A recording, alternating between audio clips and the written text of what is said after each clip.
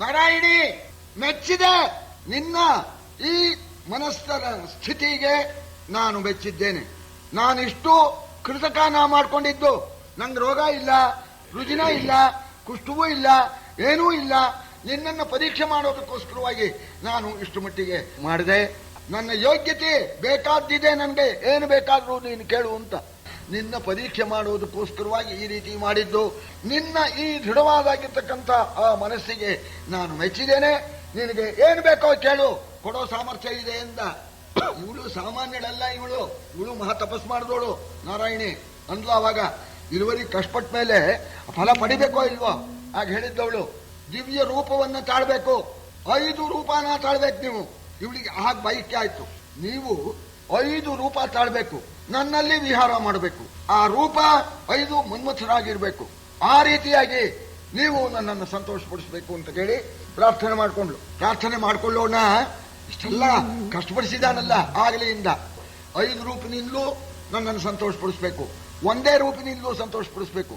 ಅಂದ್ರೆ ನೀವು 5 ನಾನು ಒಬ್ಳು, ಆ ರೀತಿಯಾಗಿ ಸಂತೋಷಪಡಿಸಬೇಕು ಅಂತ ಆಗಬಹುದು ಅಂತ ಹೇಳಿ ಆ ಮೌದ್ಗಲ್ಯ ಧ್ರುವದ ಕೇಳು ಆ ಕುಷ್ಠ ದೇಹವನಪಹರಿಸಿ ಕಂದರ್ಪ ರೂಪಿನೊಳು ಉಪಚರಿಸಿ ಕಾಮಿನಿಯನು ಅವನತಿ ಕಾಮ ಕೇಳಿಯಲಿ ತಪಸಿದಣಿದನು. ಅತಿ ಕಾಮ ಕೇಳಿಯಲಿ ತಪಸಿದಣಿದನು, ತನ್ನ ಮುನ್ನಿನ ತಪವನೆನೆದನು. ದಣಿಯದಿರೆ ಈ ಚಪಲಲೋಚನೆ ಸೆರಗ ಹಿಡಿದಳು ಹೋಗದಿರಿಯನುದ. ರೂಪ ತಾಳ್ಬಿಟ್ಟ. ಅವಳು ಹೇಳಿದ ಹಾಗೆ 5 ರೂಪನೂ ತಾಳಿ ಅವಳನ್ನು ಸಂತೋಷಪಡಿಸಿದ. ಒಂದೇ ರೂಪ ದಿವ್ಯ ರೂಪವನ್ನು ತಾಳಿದ. ಏನು ಅವನ ತಪಶಕ್ತಿ ಸಾಮಾನ್ಯವಲ್ಲ. ನಾರಾಯಣಿ, ಈಗ ಎಲ್ಲಿಗೆ ಹೋಗೋಣ? ಸೂರ್ಯಲೋಕಕ್ಕೆ ಹೋಗೋಣ ಅನ್ನೋಳು. ಬಾ, ಸೂರ್ಯಲೋಕ. ಚಂದ್ರಲೋಕಕ್ಕೆ ಹೋಗ್ಬೇಕೋ ಆಗಬಹುದು, ಇಂದ್ರಲೋಕ ಆಗಬಹುದು, ಹಿಮಾಲಯ ಪರ್ವತ, ಎಲ್ಲ ಕಡೆಯಲ್ಲೂ ವಿಹಾರ. ಇನ್ನೇನಾಗಬೇಕು ಅಂತ ನೀವು ಪುಷ್ಪ ಫಲಗಳಿಂದ ಕೂಡಿರ್ತಕ್ಕಂಥ ಮರ ಆಗ್ಬೇಕು, ನಾನು ಬಳ್ಳಿಯಾಗಿ ಸುತ್ತಾಕೋಬೇಕು ಅಂದ್ಲು. ನಡೀಲಿ ಇನ್ನ ಇವಳು ಬಲ್ಕೆ ಅಷ್ಟಿಷ್ಟಲ್ಲ. ಆಮೇಲೆ ಇನ್ನೇನಾಗಬೇಕು ಅನ್ನೋಣ, ನೀವು ಗುಡ್ಡ ಆಗ್ಬೇಕು, ಆ ಗುಡ್ಡದಲ್ಲಿ ನಾನು ನದಿಯಾಗಿ ಹುಟ್ಟಿ ಗುಡ್ಡ ಸುತ್ತಬೇಕು ಅಂತ. ನಡೀಲಿ ಇನ್ನ ಎಲ್ಲ ಮಾಡ್ದ. ಏನು 1000 ವರ್ಷ ಸಾರಿ ಅವನು ತೃಪ್ತನಾಗ್ಬಿಟ್ಟ. ಇವಳಿಗೆ ಆಗಲಿಲ್ಲ ತೃಪ್ತಿ. ಅವಾಗ ಹೇಳ್ತಾ ಇದ್ದಾನೆ, ನೋಡು ನಾರಾಯಣಿ, ನಿನ್ನನ್ನು ಪರೀಕ್ಷೆ ಮಾಡೋಕೆ ಬಂದಿದ್ದೆ ನನ್ನ ತಪ್ಪು. ಪರೀಕ್ಷೆ ಮಾಡಿದ್ರಿಂದ ನಿನ್ನ ಇಷ್ಟಾರ್ಥ ಸಲ್ಲಿಸೋದಕ್ಕೋಸ್ಕರ ಇದುವರೆಗೆ ನನ್ನ ತಪಸ್ಸನ್ನೆಲ್ಲ ಕಳ್ಕೊಂಡೆ. ಇನ್ನೇನಿಲ್ಲ ನಮ್ಮ ಹತ್ರ ಬಂಡವಾಳ. ಈಗ ಪುನಃ ನಾನು ತಪಸ್ಸು ಮಾಡಿದ್ರೆ ವಿನಃ ಇನ್ನೇನು ಬಂಡವಾಳ ಇಲ್ಲ. ನನಗೆ ತೃಪ್ತಿ ಆಗಿದೆ. ಈಗ ನನಗೆ ಅವಕಾಶ ಕೊಡ್ತೀಯಾ? ತಪಸ್ಸು ಮಾಡ್ತೀನಿ ಅನ್ನೋಣ. ಅದು ಹೇಗಾಗತ್ತೆ ಅಂದ್ಲು ಅವಳು. ನನಗೆ ತೃಪ್ತಿ ಆಗಿಲ್ಲ ಅಂತ ಬಂದು ಸೆರೆಗೆ ಹಿಡಿದ್ಲು. ನಿಮ್ಗೆ ತಪಸ್ಸಿಗೆ ಅವಕಾಶ ಕೊಡೋಲ್ಲ, ನನಗೆ ಇನ್ನೂ ಭೋಗ ಅಪೇಕ್ಷೆ ಮುಗಿದಿಲ್ಲ, ನೀವು ಹೋಗ್ಕೂಡ್ದು ಅಂತ ಸೆರೆಗೆ ಹಿಡಿದ್ಲು.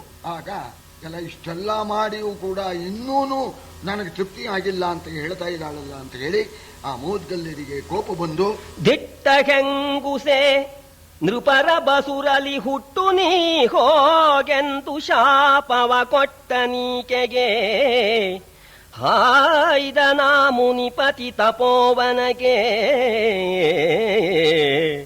ನಟ್ಟಡವಿಯಲಿ ನಳಿನ ಮುಖಿ ಕಂಗೆಟ್ಟು ಭಜಿಸಿದಳು ಅಖಿಲ ದುರಿತ ಘರಟ್ಟನನು. ನಳಿನ ಮುಖಿ ಕಂಗೆಟ್ಟು ಭಜಿಸಿದಳು ಅಖಿಲ ದುರಿತ ಘರಟ್ಟನನು. ದಿವಿಜೇಂದ್ರ ವಂದ್ಯನನು ಇಂದು ಶೇಖರನ. ದಿಟ್ಟ ಹೆಂಗಸೆ ಇಷ್ಟು ಮಟ್ಟಿಗೆ ಇರಬಾರ್ದು. ಈ ದಿಟ್ಟತನ ಋಷಿಕನ್ಯಕೆಯರಲ್ಲಿ ಇರಬಾರದು. ಅದು ಇದ್ದಿದ್ರಿಂದ ರಾಜನ ಮಗಳಾಗಿ ಹುಟ್ಟು ಹೋಗೋದು ಅಂತ ಶಾಪ ಕೊಟ್ಬಿಟ್ಟು ಆ ಮೌದ್ಗಲ್ಯರು ತಪಸ್ಸಿಗೆ ಹೊರಟು ಹೋಗ್ಬಿಟ್ರು. ಗಂಡಾಗ ಬಿಟ್ಟ ಮೇಲೆ ಇನ್ನೇನ್ ಮಾಡೋಕ್ಕಾಗತ್ತೆ? ಬಹಳ ದುಃಖವಾಯ್ತು. ಯಾರನ್ನ ಆಶ್ರಯಿಸ್ಲಿ? ಭಗವಂತನ ನಾನು ಭಜನೆ ಮಾಡಬೇಕು, ಗಂಡ ಕೈ ಬಿಟ್ಬಿಟ್ಟ ಅಂತ ಗೊಂಡಾರಣ್ಯಕ್ಕೆ ಹೋಗಿ ಅಲ್ಲಿ ಒಂದು ಆಶ್ರಮ ಮಾಡಿಕೊಂಡು ಆ ಪರಮೇಶ್ವರನನ್ನ, ದುರಿತ ಘರಟ್ಟ ಪಾಪಗಳನ್ನ ನಾಶ ಮಾಡತಕ್ಕಂಥ ಆ ಪರಮೇಶ್ವರ, ಆ ಧೂರ್ಜಟಿ, ಆ ಈಶ್ವರನನ್ನ ಕುರಿತು ತಪಸ್ಸು ಮಾಡ್ತಾ ಇದ್ದಾಳೆ. ಹೀಗೆ ಎಷ್ಟೋ 1000 ವರ್ಷ ಕಳೆದೋಯ್ತು. ಆ ಭಕ್ತಿಯಿಂದ ಪರಮೇಶ್ವರನನ್ನ ತಪಸ್ಸು ಮಾಡ್ತಾ ಇದ್ದಾಳೆ. ಹಲವು ಕಾಲದಿ ತಪದೊಳು ಅಕಟ ಬಳಲಿದಳಲ ಮುನಿಯ ವಧುವೆಂದು ಇಳಿದನೀಶ್ವರನು ಆ ತಪೋವನ ಕಾಕೆಗಿದುರಿನಲಿ ಸುಳಿಯ ಕಂದೆರದ ಬಲೆ ಕಂಡಳು ಸುಲಭನನು ಭಕ್ತರಿಗೆ ಕಂಡಳ ಬಲೆ ಸುಲಭನನು ಭಕ್ತರಿಗೆ ತರ್ಕಾವಳಿಗೆ ದುರ್ಲಭನನು ದುರಾಸದ ಮಹಿಮಧೂರ್ಜಡಿಯ ವರ್ಷ ತಪಸ್ಸು ಮಾಡಿದಾಳೆ, ದಣದು ಬಿಟ್ಟಿದ್ದಾಳೆ. ಆ ಮುನಿಪತ್ನಿ ಅವಳಿಗೆ ವರವನ್ನ ಕೊಡಬೇಕು ಅಂತ ಹೇಳಿ ಆ ಪರಮಾತ್ಮ, ಆ ಪರಮೇಶ್ವರ ಪ್ರತ್ಯಕ್ಷನಾಗಿ ಅವಳ ಆಶ್ರಮಕ್ಕೆ ಬಂದಿದ್ದಾನೆ. ಬಂದ್ಬಿಟ್ಟು ನಾರಾಯಣಿ ಅಂತ ಹೇಳಿ ಆ ಪರಮೇಶ್ವರ ಕರೆಯೋಣ, ಆ ಕಂಡುಬಿಟ್ಟು ನೋಡ್ತಾ ಇದ್ದಾಳೆ. ಸುಲಭನನು ಭಕುತರಿಗೆ, ತರ್ಕಾವಳಿಗೆ ದುರ್ಲಭನನು. ಭಗವಂತ ಭಕ್ತರಿಗೆ ಸುಲಭ ಅಂತ, ಸುಲಭದ ಭಕುತಿಗೆ ಸುಲಭನೆಂದೆನಿಸುವ ಕಲಿಯುಗದಲ್ಲಿ ನಮ್ಮ ರಾಮನ ನೆನೆದರೆ ಕುಲಕೋಟಿಗಳುದ್ಧರಿಸುವೋ ಅಂತ ಹೇಳ್ತಾ ಇದಾರಲ್ಲ. ಭಕ್ತಿಗೆ ಸುಲಭ. ನಿಮ್ಮ ತರ್ಕ ಪರ್ಕ ಮಾಡೋಕ್ ಹೋದ್ರೆ ಅವನು ದೂರ. ತರ್ಕ ಅಪ್ರತಿಷ್ಠಾನ ಅಂತಂತಾರೆ. ತರ್ಕ ಅಂದ್ರೆ ಊಹೆ, ಹೀಗೆ ಮಾಡಿದ್ರೆ ಹಾಗೆ, ಹಾಗೆ ಮಾಡಿದ್ರೆ ಹೀಗೆ ಅಂತ. ಒಬ್ಬ ಶಾಸ್ತ್ರಿಗಳಿಗೆ ಎಣ್ಣೆ ಬೇಕಾಗಿತ್ತು. ಹೋದ್ರು ಗಾಣಿಗ, ಅವನು ಎಣ್ಣೆನು ಆಡ್ತಾ ಇದ್ದ, ಗಾಣದಲ್ಲಿ ಎಣ್ಣೆನೂ ಆಡ್ತಾ ಇದ್ದ, ವ್ಯಾಪಾರನೂ ಮಾಡ್ತಾ ಇದ್ದ. ಪಕ್ಕದಲ್ಲೇ ಗಾಣ. ಸರಿ, ಇಲ್ಲಿ ಎಣ್ಣೆ ವ್ಯಾಪಾರ. ಶಾಸ್ತ್ರಿಗಳು ಹೋದ್ರು, 10 ರೂಪಾಯಿಗೆ ಎಣ್ಣೆ ಕೊಡಪ್ಪ ಅಂದ್ರು. ಮುಂದೆ 100 ರೂಪಾಯಿ ತಗೊಂಡು ನೋಟ್ ತಗೊಂಡು ಒಳಗಿಟ್ಟ. ಬಂದೆ ಸ್ವಾಮಿ ಅಂತ ಪಕ್ಕಕ್ಕೆ ಹೋದ. ಪಕ್ಕಕ್ಕೆ ಹೋಗಿ ಮತ್ ಬಂದ. ಶಾಸ್ತ್ರಿಗಳು ಎಣ್ಣೆ ತಗೊಂಡು ಹೋಗ್ಬೇಕೋ ಬೇಡವೋ, ಈ ತರ್ಕದವರು, ಈ ತರ್ಕಶಾಸ್ತ್ರಿಗಳೇ ಇವರು. ಎಲ್ಲಿಗೆ ಹೋಗಿದ್ದೆ, ಬಂದೆ ಅಂತ ಹೇಳಿ ಎಲ್ಲೋ ಹೋಗಿ ಬಂದ್ಬಿಟ್ಟಿಯಲ್ಲ, ಏನ್ ಸಮಾಚಾರ ಅಂತ. ಪಾಪ ಏನು ಶಾಸ್ತ್ರಿಗಳು ಕೇಳ್ತಾರೆ ಅಂತ ಅವಂದ, ನಮ್ಮ ಮನೇಲಿ ದೊಡ್ಡ ಹುಡುಗರಿಲ್ಲ, ಎಣ್ಣೆ ಆಡಿಸೋನು ನಾನೇನೆ, ವ್ಯಾಪಾರ ಮಾಡೋನು ನಾನೇನೆ. ಅದಕ್ಕೆ ಪಕ್ಕದಲ್ಲಿ ಏನ್ ಮಾಡಿದ್ದೀನಿ ಅಂತಂದ್ರೆ, ಪಕ್ಕದಲ್ಲೇನೆ ನಾನು ಗಾಣ ಇಟ್ಟಿದ್ದೀನಿ. ನನ್ನ ಎತ್ತಿಗೆ ಕತ್ತಿಗೆ ಗಂಟೆ ಕಟ್ಟಿದ್ದೀನಿ. ಅದು ಎತ್ತಿರುತ್ತಾ ಇದ್ರೆ ಗಂಟೆ ಶಬ್ದ ಆಗತ್ತೆ, ಎತ್ತಿರಿಗಿದ್ರೆ ಗಾಣದಲ್ಲೇ ಎಣ್ಣೆ ಆಗತ್ತೆ. ಆ ಗಂಟೆ ಶಬ್ದ ಕೇಳದೇ ಇದ್ರೆ ಓಹೋ ಎತ್ ನಿಂತ್ಕೊಂಡ್ಬಿಟ್ಟಿದೆ ಅಂತ ಹೇಳಿ ಹೋಗಿ ಹೊಡೆದು ಬಂದು ಇಲ್ಲಿ ವ್ಯಾಪಾರ ಮಾಡ್ತೀನಿ. ನೀವು ದುಡ್ಡು ಕೊಟ್ರಲ್ಲ, ಗಂಟೆ ಶಬ್ದ ಕೇಳಲಿಲ್ಲ, ಹೋದೆ ಹೊಡೆದೇ ಬಂದೆ, ಈ ಗಂಟೆ ಶಬ್ದ ಕೇಳ್ತಾ ಇದೆ, ತಗೊಳ್ಳಿ ಸ್ವಾಮಿ ಅಂತ ಅಂದಾಗ ಇವ್ರು ಎಣ್ಣೆ ತಗೊಂಡು ಹೋಗ್ಬೇಕೋ ಇಲ್ವೋ. ಅಲ್ಲಯ್ಯ, ಇಷ್ಟೆಲ್ಲ ಹೇಳ್ತಾ ಇದೆಯಲ್ಲ, ಗಂಟೆ ಶಬ್ದ ಕೇಳದೇ ಇದ್ದಾಗ ಅದು ನಿಂತ್ಕೊಂಡ್ಬಿಟ್ಟಿದೆ ಅಂತ ಹೋಗ್ತೀನಿ ಅಂತ. ಕತ್ತು ನಿಂಗೆ ಅಲ್ಲಾಡಿಸಿದ್ರೆ ಹೋಗದೇ ಇದ್ರು ಶಬ್ದ ಆಗುತ್ತಲ್ಲ, ಏನ್ ಮಾಡ್ತೀಯ ಅನ್ನು. ಸ್ವಾಮಿ, ನಮ್ಮ ಎತ್ತಿಗೆ ನಿಮ್ ತರ್ಕ ಬಂದಿಲ್ಲ. ಇನ್ನು ಬಂದಿಲ್ಲ ಸ್ವಾಮಿ, ಇನ್ನು ಕಲ್ತಿಲ್ಲ, ಅದು ಗೊತ್ತಿಲ್ಲ. ಈ ನಾನು ನಿಂತ್ಕೊಂಡು ಹಿಂಗಂದ್ರೆ ಬರೋದಿಲ್ಲ ಅಂತ ಗೊತ್ತಿಲ್ಲ, ಅದನ್ನೆಲ್ಲರೂ ಹೇಳ್ಕೊಟ್ಬಿಟ್ಟಿರಿ ಸ್ವಾಮಿ. ಅದೆಲ್ಲರೂ ಎತ್ತಿ ಕಲ್ಸಿದ್ರೆ ಮಹಾ ಅನರ್ಥ ಅಂತ ಅಂದಾಗ ಪಾಪ ಶಾಸ್ತ್ರಿ ಮಾನ ಹೋಗಿ ಎಣ್ಣೆನೂ ತಗೊಳ್ಳಿಲ್ಲ, ದುಡ್ಡು ಬಿಟ್ಟು ಮನೆಗೆ ಹೋದ್ರು ಅಂತ. ಅದಕ್ಕೆ ತರ್ಕಕ್ಕೆ ಸಿಗೋನಲ್ಲ ಪರಮಾತ್ಮ, ಭಕ್ತಿಗೆ ಒಲಿಯತಕ್ಕಂಥವನು. ಭಕ್ತ್ಯ ಲಭ್ಯ ಅಂತ ಹೇಳಿ ಹೇಳ್ತಾರೆ. ಅಂಥ ಪರಮಾತ್ಮನ್ನ ಕಣ್ತೆದ್ದು ನೋಡಿದ್ದು ಚಂದ್ರಶೇಖರ ನಿಂತು ಬಿಟ್ಟಿದ್ದಾನೆ. ಆಗ ಸರಿ ನಮಸ್ಕಾರ ಮಾಡಬೇಕು, ಪರಮೇಶ್ವರನ ಪಾದಕ್ಕೆ ನಮಸ್ಕಾರ ಮಾಡಿದ್ದಾಳೆ. ನಾರಾಯಣೇ, ತರುಣಿ ಮೈ ಎಕ್ಕಿದಳು, ಕರದಲ್ಲಿ ಶಿರವನಗಹಿದನು, ಧೂರ್ಜಟಿ ಕರದಲ್ಲಿ ಶಿರವನಗಹಿದನು, ಅಬುಜಲೋಚನೆ ವರವ ಕೊಟ್ಟೆನು, ಬೇಡಿಕೊಳ್ಳನೆ ತರುಣಿ ತಲೆವಾಗಿ. ಆಗ ನಮಸ್ಕಾರ ಮಾಡೋಣ. ನಾರಾಯಣಿ, ತಪಸ್ಸಿನಿಂದ ಬೆಳೆದು ಬಿಟ್ಟಿದೆಯಮ್ಮ, ಹೇಳಮ್ಮ ಅಂತ ಹೇಳಿ ಆ ಪರಮಕಾರ ವಾತ್ಸಲ್ಯದಿಂದ ಆ ಪರಮೇಶ್ವರ ಮೈಯನ್ನೆಲ್ಲ ತಡವರಿಸ್ಬಿಟ್ಟು ಮಹಾ ತಪಸ್ ಮಾಡಿದೀಯ, ನಾನು ವರ ಕೊಟ್ಟಿದ್ದೇನೆ, ಕೇಳು, ಏನು ಬೇಕಾರು ಕೇಳು ಅಂತ ನೋಣ.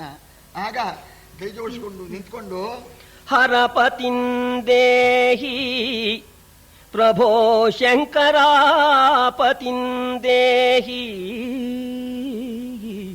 ಹರಪತಿಂದೇಹಿ ಪ್ರಭೋ ಶಂಕರಾಪತಿಂದೇಹಿ, ಪ್ರಭೋ ಎಂದರಸಿ ಬೇಡಿದಳೈದು ಬಾರಿ ಮಹೇಶನಲಿ ವರವ.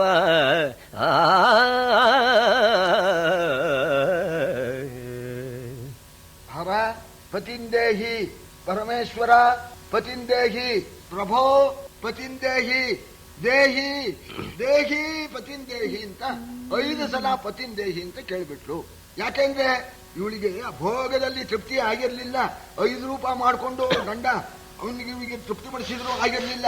ಆದ್ರಿಂದ ಆ ಗಂಡ ಬೇಕು ಅನ್ನೋ ಆತುರದಲ್ಲಿ 5 ಸಲ ಪತಿಂದೇಹಿ ಅಂತ ಕೇಳ್ಬಿಟ್ಟು ಕೇಳೋಣ. ಅಯ್ಯ ದ್ರುಪದ ಮಹಾರಾಜ 5 ಸಲ ಕೇಳಿದ ಮೇಲೆ 5 ಕೊಡಬೇಕೋ ಬೇಡವೋ ಪರಮೇಶ್ವರ? ಆದಡೈವರು ಪತಿಗಳ ಕರು ತಳೋದರಿಯ ನಿನಗೆ, ಆದಡೈವರು ಪತಿಗಳ ಕರು ತಳೋದರಿಯ ನಿನಗೆನಲು ಬೆಚ್ಚಿದಳಿ ದುರಿತ ತನಗೇಕೆ, ಈ ದುರಿತ ತನಗೇಕೆನುತ ಸತಿ ಮುಚ್ಚಿದಳು ಕಿವಿಯ.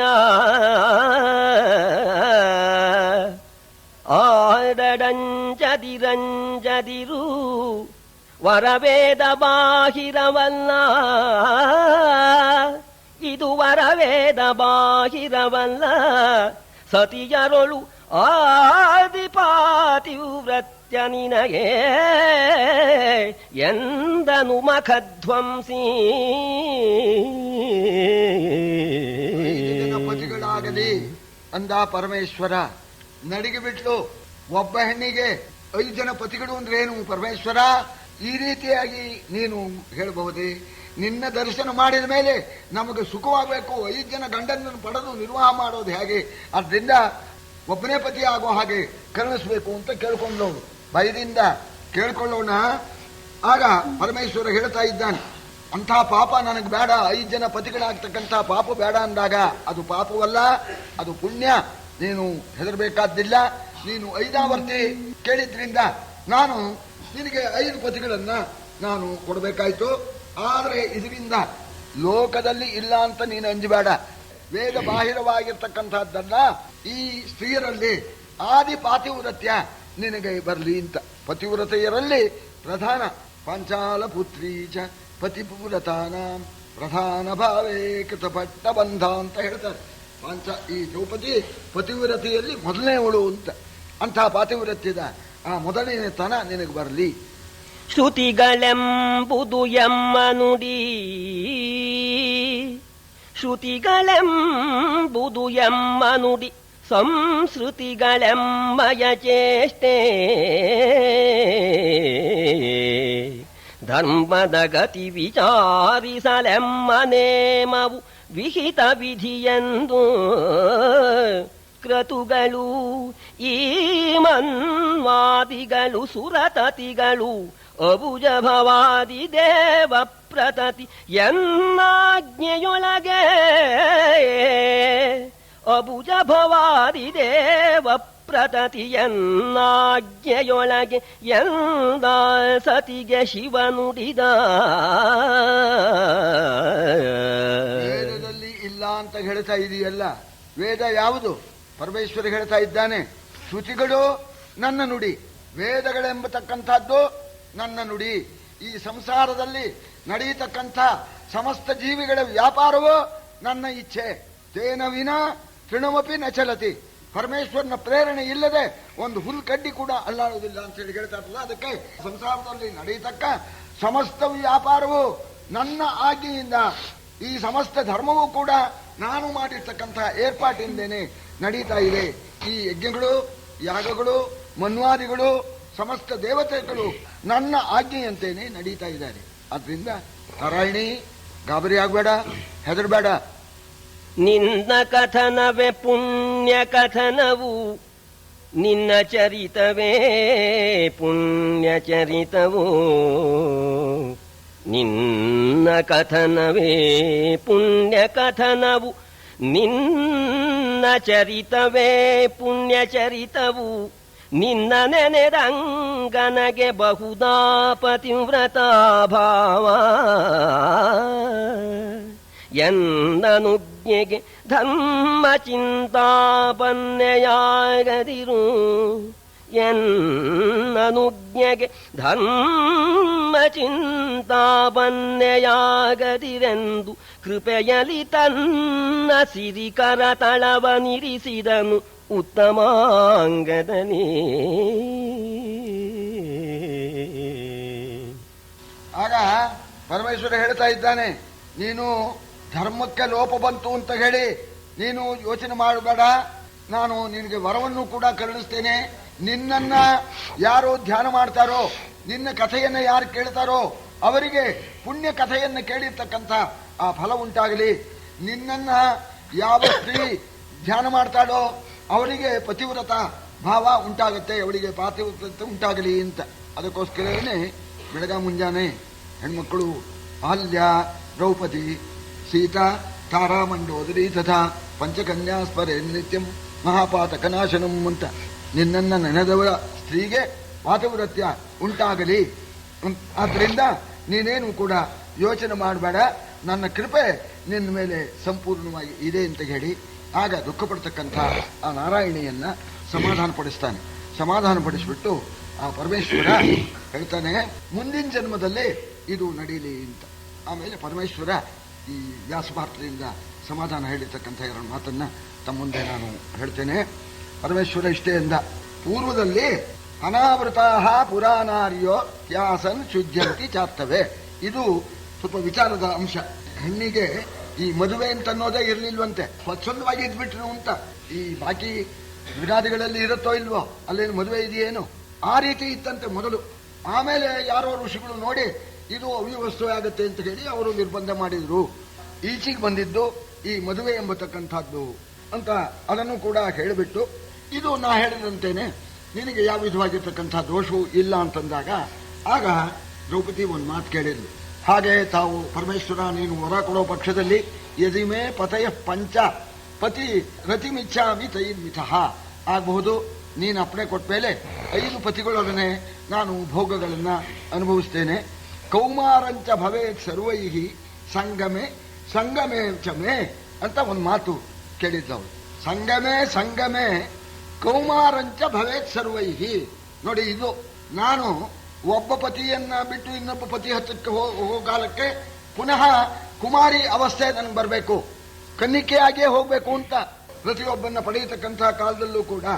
ಆಮೇಲೆ ಕೊನೆಗೆ ನನಗೆ ಸರ್ವ ವಿಧವಾಗಿರ್ತಕ್ಕಂತಹ ಸಿದ್ಧಿ ಅದು ಕೂಡ ಉಂಟಾಗಬೇಕು ಅಂತ ಕೇಳಿದ್ಲು. ಪಂಚಪತಿಗಳೊಡನೆ ಭೋಗ ಬೇಕು, ಭೋಗ ಅನುಭವಿಸೋ ಕಾಲಕ್ಕೆ ಪ್ರತಿಯೊಬ್ಬನ ಹತ್ರಕ್ಕೆ ಹೋದಾಗ್ಲೂ ಮತ್ತೆ ಹುಡುಗಿಯಾಗಿ ಕೌಮಾರಿಯಾಗಿ ಹೋಗ್ಬೇಕು. ಇಷ್ಟೆಲ್ಲ ಅನುಭವಿಸಿದ ಮೇಲೆ ಕೊನೆಯಲ್ಲಿ ಸಿದ್ಧಿ ಉಂಟಾಗಬೇಕು, ನಿನ್ನ ಸಾಕ್ಷಾತ್ಕಾರ ಉಂಟಾಗಬೇಕು ಅಂತ ಕೇಳಿದ್ಲು. ಪರಮೇಶ್ವರನ್ನ, ನಾರಾಯಣಿ ನಿನಗೆ ವರ ಕೊಡೋದು ಬಹಳ ಕಷ್ಟ, ಸಿಗಾಕೊಳ್ಳೋದೇನೆ. ರತಿ ಸಿದ್ಧಿ ಎರಡು ದೂರ ಅಪೋಸಿಟ್. ರತಿ ಅಂದ್ರೆ ಭೋಗ, ಸಿದ್ಧಿ ಅಂದ್ರೆ ವೈರಾಗ್ಯ. ಎರಡು ಕೇಳ್ತಾ ಇದೆಯಲ್ಲ, ಏನ್ ಹೇಳೋಣ ನಿನ್ನ ಬುದ್ಧಿವಂತಿಕೆಗೆ ಅಂತ ಪರಮೇಶ್ವರ ಆಶ್ಚರ್ಯ ಪಟ್ಬಿಟ್ಟ. ನಿನ್ನ ಜಾಣತನಕ್ಕೆ ನಾನು ಸಂತೋಷಪಟ್ಟೆ, ನಿನ್ನ ತಪಸ್ಸಿಗೆ ಮೆಚ್ಚಿದೆ ನಾನು. ಪ್ರತಿಯೊಬ್ಬ ಪತಿಯನ್ನು ಪಡೆಯಬೇಕಾದ್ರೂ ಕೌಮಾರಾವಸ್ಥೆ ಇರಲಿ, ಭೋಗಗಳನ್ನು ಅನುಭವಿಸೋ ಸಿದ್ಧಿಯೋ ನಿನಗುಂಟಾಗಲಿ ಅಂತ ಹೇಳಿ ಪರಮೇಶ್ವರ ವರವನ್ನ ಕರುಣಿಸಿದ.